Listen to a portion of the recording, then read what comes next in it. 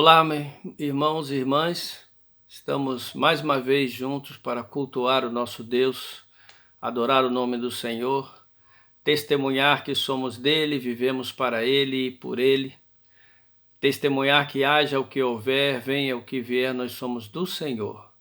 Por isso mesmo, em tempos de calamidade, nós adoramos o Senhor, porque sabemos que Ele está acima de todas as coisas. Ele nos ama e nada nem ninguém pode nos separar do seu grande amor que está em Cristo Jesus. Quero começar o culto desta noite, orando juntamente com os irmãos.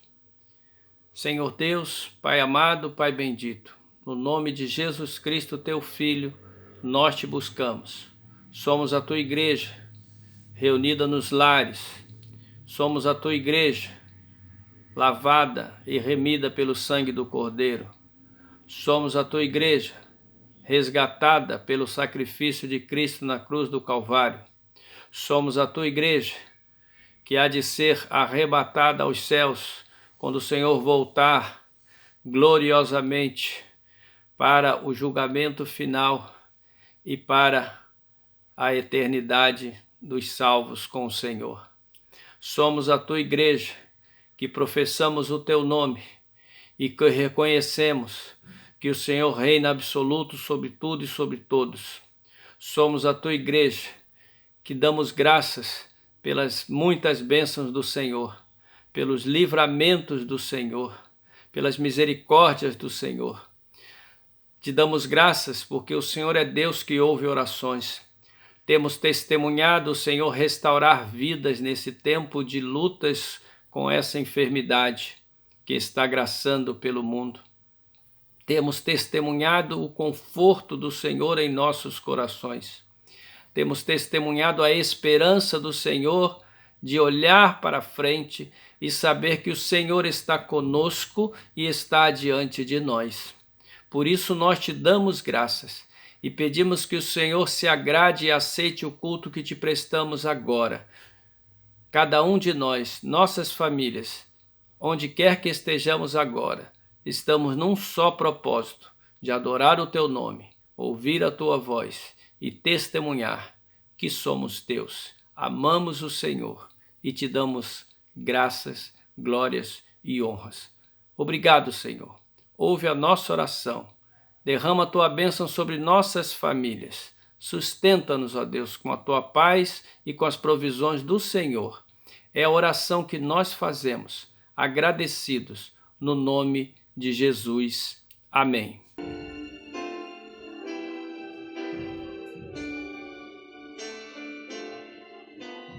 És a nossa estrela da manhã, Cordeiro Santo que nos trouxe a paz. Em tuas mãos está todo vencer. Resposta a todo aquele que clama. A verdade é tua palavra que não pode mentir. Por isso estamos aqui. És a nossa estrela da manhã, Cordeiro Santo que nos trouxe a paz. Em tuas mãos está todo vencer. Resposta a todo aquele que clama.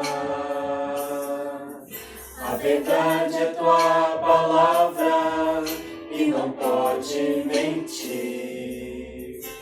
Por isso estamos aqui. Te louvamos, ó Senhor, pelo seu imenso amor.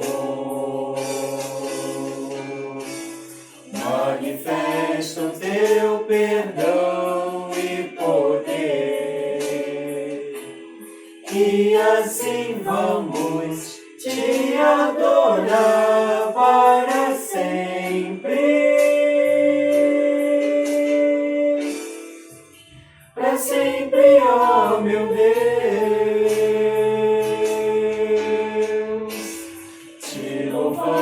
Mas, ó Senhor, pelo seu imenso amor, manifesta o teu perdão e poder, e assim vamos te adorar para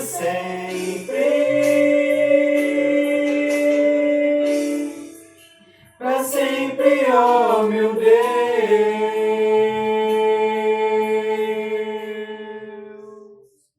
Amados, quero convidá-los a abrir as Escrituras na carta aos Hebreus, capítulo 4. Eu leio os versos de 14 a 16. Tendo, pois, Jesus, o Filho de Deus, como grande sumo sacerdote que penetrou os céus, conservemos firmes a nossa confissão.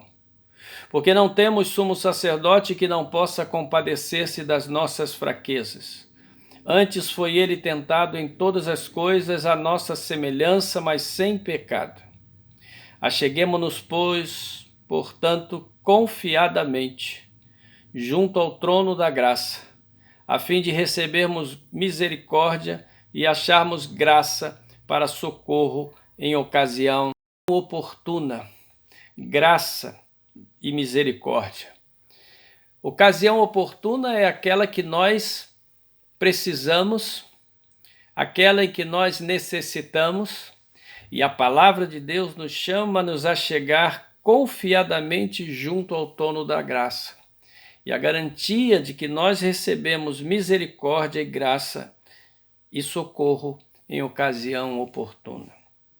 A carta aos Hebreus foi escrita para cristãos que estavam sendo perseguidos não fisicamente, não a ponto da sua própria vida ser exigida ou executada, estavam sendo perseguidos no sentido de serem pressionados a retornarem ao judaísmo, a renegarem a fé cristã.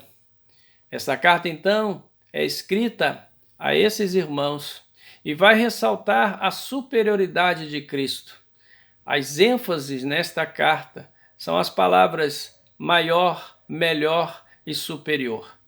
Vai mostrar a superioridade de Cristo, a suficiência de Cristo, como Cristo ultrapassa todas aquelas expectativas criadas no Antigo Testamento, que na verdade eram expectativas voltadas para Ele, que apontavam para Ele, de modo que aquilo que como no Antigo Testamento se apresentava como figuras daquilo que viria, veio se realizar em Cristo. Então a carta aos Hebreus vai dizer que vale a pena permanecer no caminho de Cristo, que este é o caminho verdadeiro. E vai dizer que Cristo é suficiente, é maior e melhor do que qualquer sistema religioso ou qualquer outra coisa. Porque tudo que estava no Antigo Testamento estava preparando para a chegada de Cristo. E ele veio. E o texto vai fazer essa analogia com o Antigo Testamento, com o sumo sacerdote. Ele vai dizer que nós, ao contrário do povo do Antigo Testamento, nós não temos um sumo sacerdote que não possa compadecer-se das nossas fraquezas. Porque quando Jesus Cristo encarnou, ele assumiu a forma humana na sua plenitude, e o diferencial de todo ser humano e de todos eles é que Jesus Cristo foi sem pecado. Ele foi obediente ao Senhor, ao Pai, sem pecado. Mas ele veio se identificar conosco, veio sentir o que sentimos enquanto natureza humana. Somente por isso, e isso era necessário, porque ele veio para pagar o preço pela nossa redenção. Era preciso, a Bíblia diz que sem derramamento de sangue não há remissão de pecados. Era preciso que ele se fizesse homem, era preciso que ele pagasse o preço que o homem deveria pagar, mas era preciso que ele fosse Deus também. Por isso ele encarnou. E ele veio exercer vários ministérios. E no ministério sacerdotal, ele é superior ao sumo sacerdote do Antigo Testamento, porque ele é capaz de saber o que eu e você sentimos. Ele é capaz de saber o que cada ser humano vivencia na sua experiência de humanidade, porque ele se fez homem. Por isso o texto diz que ele é capaz de compadecer-se das nossas fraquezas, porque ele foi tentado nas mesmas áreas que nós. Ele foi tentado a recuar da cruz, ele foi tentado a ter medo paralisante, mas ele prosseguiu, ele foi em frente, e ele fez isso por amor a nós. Ele fez isso porque ele veio sabendo que ia morrer. Ele fez isso porque era necessário que isso acontecesse, porque sem isso não seríamos salvos. O texto então nos conclama a partir dessa comparação e demonstração inequívoca da superioridade de Cristo, da suficiência de Cristo, da capacidade única de Jesus Cristo para interceder por nós, pela capacidade que tem de saber o que nós sentimos, de saber a medida do nosso sofrimento. Ele é capaz de interceder junto ao Pai. Ele é capaz de interceder junto ao Pai de maneira plena, porque ele sabe o que nós passamos. Ele sabe essas emoções que nos envolvem muitas das vezes. E o texto vai mostrar, após ressaltar essa superioridade, o texto vai nos apontar um caminho e uma maneira. O caminho que temos é nos achegar a ele, diz: acheguemo-nos, portanto, junto ao trono da graça. O caminho que nós temos para viver cada dia mais, recebendo, usufruindo dessa realidade da misericórdia e graça, para que tenhamos socorro em ocasião oportuna, o caminho é nos achegar ao trono da graça. É nos achegar diante de Deus através de Jesus Cristo, o único mediador entre Deus e os homens. É chegar diante do Pai confiadamente pela graça, reconhecendo que não somos merecedores, mas que Jesus Cristo tem todos os méritos, e ele alcançou esses méritos sendo obediente até a morte, morte de cruz. Temos enfatizado isso nos nossos últimos cultos, nas nossas últimas palavras. A obediência de Cristo até a morte, morte de cruz, porque era necessário que ele desse a sua vida por nós. Por isso somos chamados à obediência ao Senhor. E o texto diz então que o caminho que temos, o único caminho que temos para encontrar socorro em ocasião oportuna, é nos achegarmos ao trono da graça. Muitos olham Deus somente sob a perspectiva do trono do julgamento, que há de acontecer no dia do juízo, para condenar aqueles, declarar a sentença de condenação para aqueles que nesta vida rejeitaram o Senhor Jesus, desprezaram o convite amoroso do Senhor para segui-lo em fé, para confiar as suas vidas nele.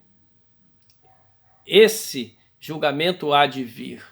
Mas aqui o texto fala de um outro trono, ou melhor, o trono em outra feição, o trono da graça. A graça foi instaurada desde o Éden, quando Deus proclamou, anunciou que enviaria o Redentor. Os profetas anunciaram, e essa graça tomou forma de homem e habitou entre nós na pessoa de Jesus Cristo. Esta graça foi à cruz, essa graça ressuscitou, essa graça há de voltar, e essa graça na pessoa de Jesus Cristo é o único caminho que nos leva a Deus. De modo que o caminho é nos achegarmos ao trono da graça, onde o Senhor está intercedendo por nós diante do Pai. Mas há uma maneira também de se achegar a esse caminho. O texto diz que devemos nos achegar confiadamente. A maneira de nos achegarmos a esse trono da graça é confiadamente. Precisamos confiar, precisamos ter fé de que o nosso Deus, em primeiro lugar, ele ouve as nossas orações. Em segundo lugar, crer na palavra que diz que é um coração contrito, o Senhor não despreza. Precisamos chegar confiadamente com contrição, com o sentimento de que Deus é o Senhor, de que Deus é o Criador, de que Deus é o Redentor, de que Deus é o provedor, de que Deus é suficiente, único, a quem devemos buscar e adorar. Chegar ao trono da graça confiadamente significa dizer que nós sabemos, pela revelação das Escrituras, que o nosso Deus detém todo o poder nos céus e na terra. Chegar confiadamente ao trono da graça significa que nós cremos na palavra que diz que a sua vontade é boa, agradável e perfeita. Nos achegarmos confiadamente ao trono da graça significa que nós depositamos a nossa confiança inabalável nele, que nós reconhecemos as nossas fraquezas, as nossas impotências, mas nós descansamos na certeza de que o socorro vem na ocasião oportuna. Interessante que o texto fala: socorro vem na ocasião oportuna. Isso também é um chamado a que nós não alimentemos ansiedade em nossas vidas. O socorro virá na ocasião oportuna. E há muitos que ficam ansiosos, preocupados, imaginando o que vai acontecer, imaginando como será naquele momento. A Bíblia diz que teremos socorro na ocasião oportuna. É o que temos visto, é o que temos experimentado. O Senhor nunca nos desampara, o Senhor nunca nos abandona, o Senhor é fiel. Seja no leito da enfermidade, seja na dificuldade econômica, seja em momentos de abalos emocionais, seja momentos de perdas incalculáveis na esfera humana, no sentido pessoal, emocional ou patrimonial, seja qual for a circunstância, o Senhor não nos abandona.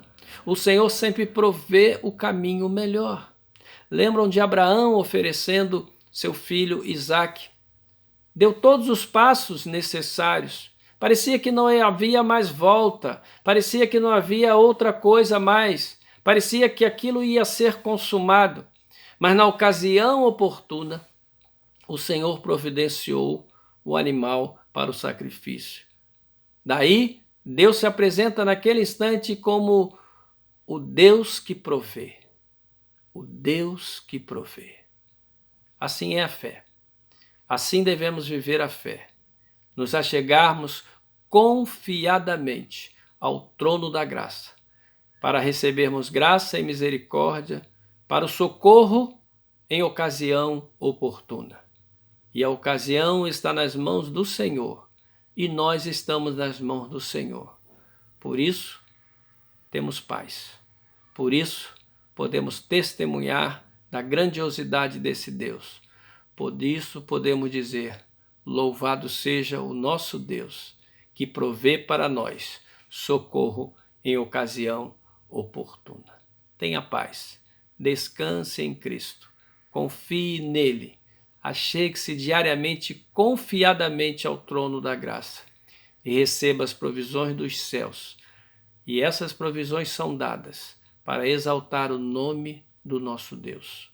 O único que é digno de ser louvado, o único que é digno de ser adorado, o único que é digno de ser buscado. A Ele toda a honra, a Ele toda a glória, a Ele todo o louvor, nos céus, na terra e debaixo da terra, hoje e para todos sempre. Amém. Que Deus nos abençoe.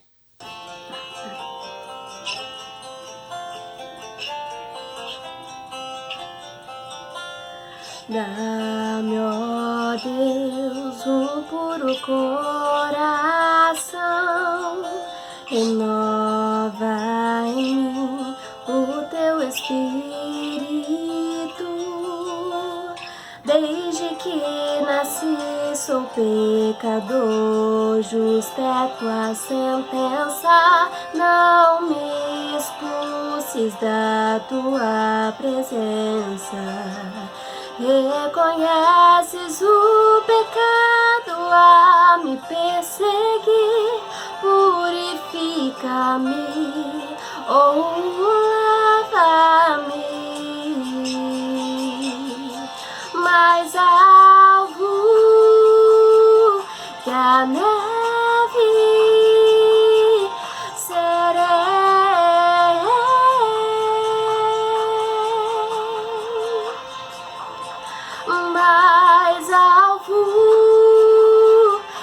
a neve serei.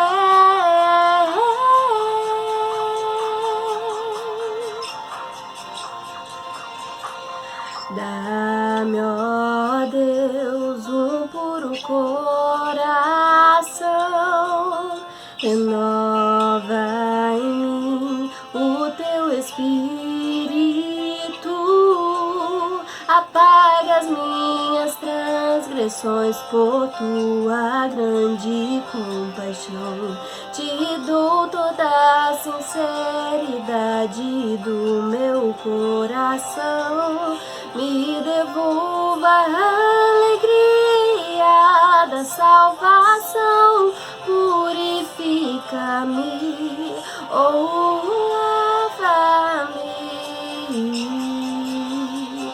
mais alvo que a neve serei,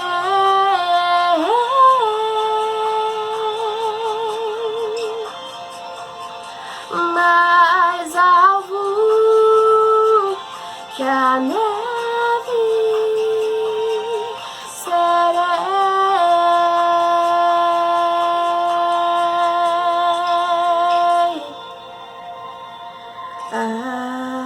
Alvo mais que a neve, alvo mais que a neve. Se nesse sangue lavado, mais alvo que a